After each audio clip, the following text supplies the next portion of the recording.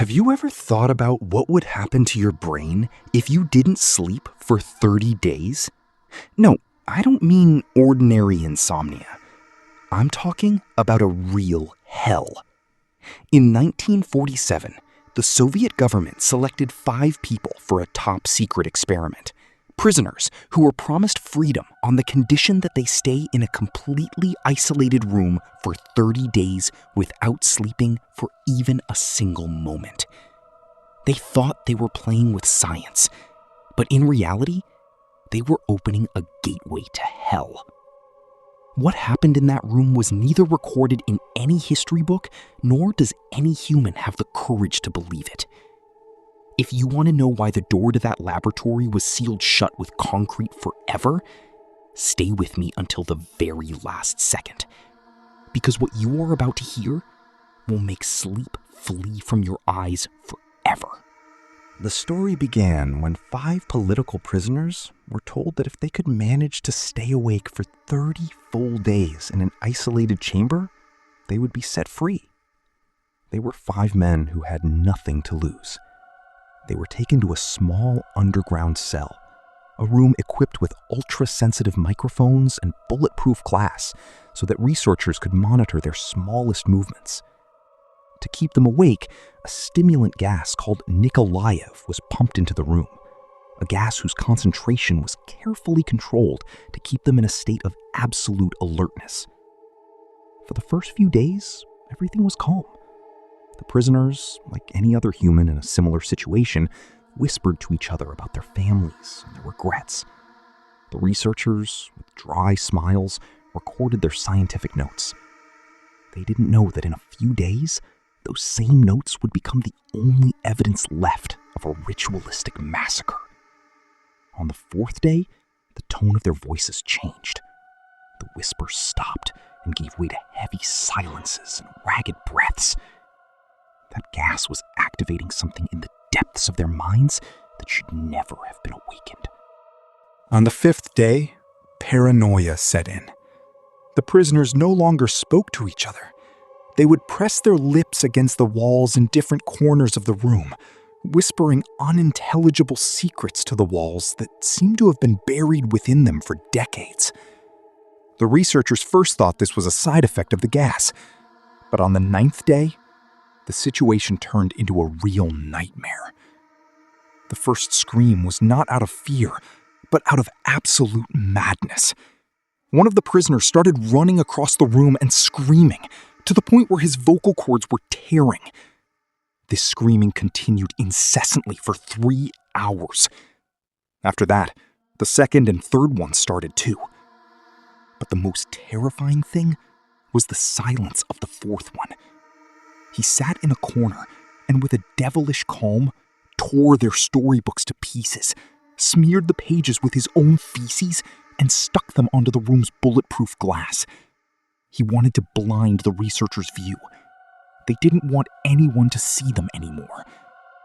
And then, suddenly, the screams stopped. From the 15th day onwards, absolute silence prevailed in the room. The microphones recorded nothing but the faint sound of irregular breathing and slow heartbeats. The room had turned into a tomb, whose living inhabitants were no longer human. 15 days had passed. There was no sound or movement in the room. The researchers, who could no longer bear this deadly silence, announced from the speakers, "We are opening the door to vent the gas. If you make any move, you will be met with gunfire." A voice from inside the room answered, a voice that was neither human nor calm. A hoarse and terrified voice that slowly said, "We no longer want to be free." Fearing a conspiracy, the researchers broke down the door to the chamber at 3 a.m. on the 16th day.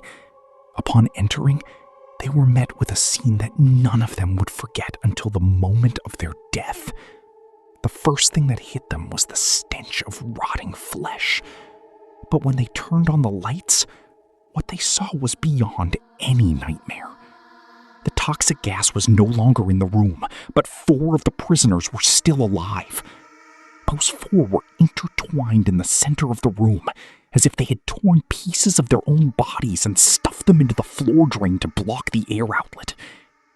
But the most terrifying part was this: they had not died. Even though large parts of their muscles and internal organs were torn and their rib cages were completely exposed, they were still breathing and staring at the researchers with eyes that had bulged from their sockets. They were no longer sleeping. They had turned into something that even death dared not approach. When the researchers tried to drag them out of the room, the prisoners fought back with unnatural and animalistic strength. In the ensuing struggle, one of them attacked a guard's teeth as if intending to crush his bones like a biscuit. This physical strength, for creatures that had lost much of their muscle, was scientifically impossible. But when the medical team stepped in to examine their injuries, they faced the most terrifying discovery in the history of science. The prisoners hadn't died because their nervous systems had strangely changed state. They were in a state of absolute alertness, where they did not feel pain. Or rather, pain had turned into a masochistic pleasure for them. Doctors realized their hearts were beating frantically, about 3 times that of a normal human. Their blood oxygen was so high that their tissues were regenerating abnormally instead of wasting away. But not human regeneration.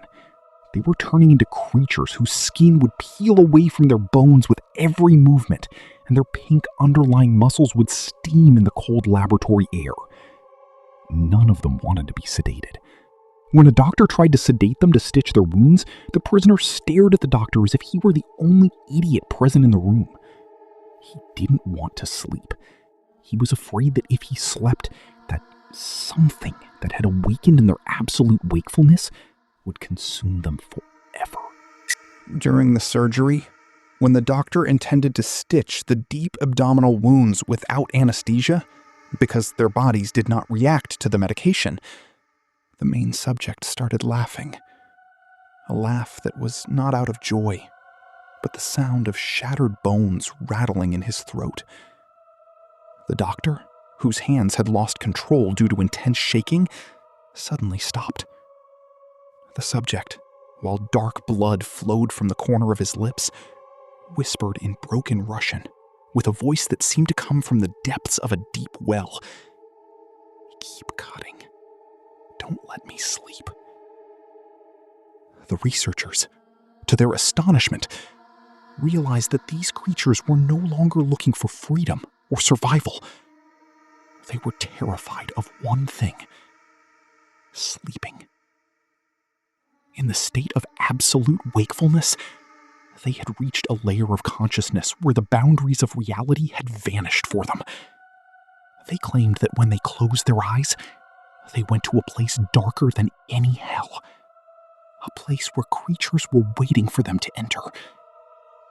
They were performing surgery on themselves, not for treatment, but to stay awake.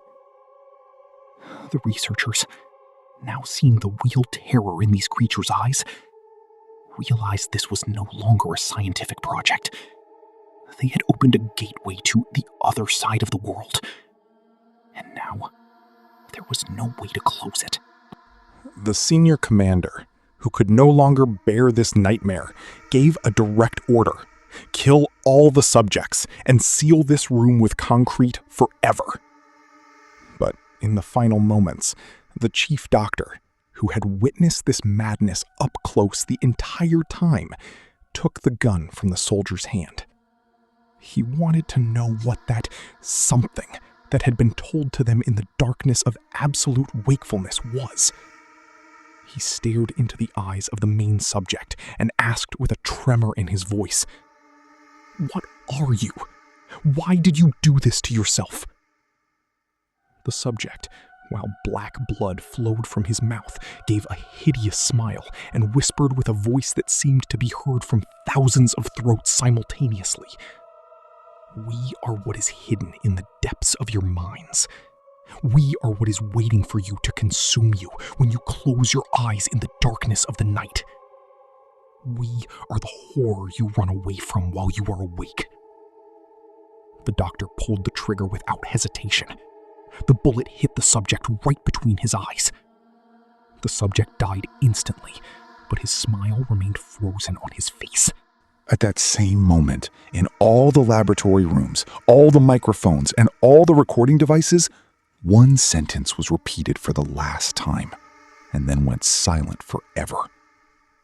More sleep. The project was immediately sealed. All documents were burned, and no one ever heard the names of these 5 people.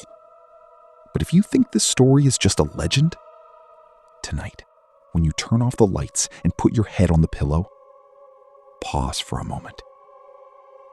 If you hear a sound in the silence of the room, if you feel something staring at you from the dark corner of the room, perhaps that experiment never ended. Perhaps it just stayed awake. If you would like to join me for the next forbidden and real historical cases and find out what else is hidden in the shadows, hit the subscribe button for the Erebos Vox channel right now and turn on the bell. We reveal truths here that many want you to forget. Until the next video, stay awake.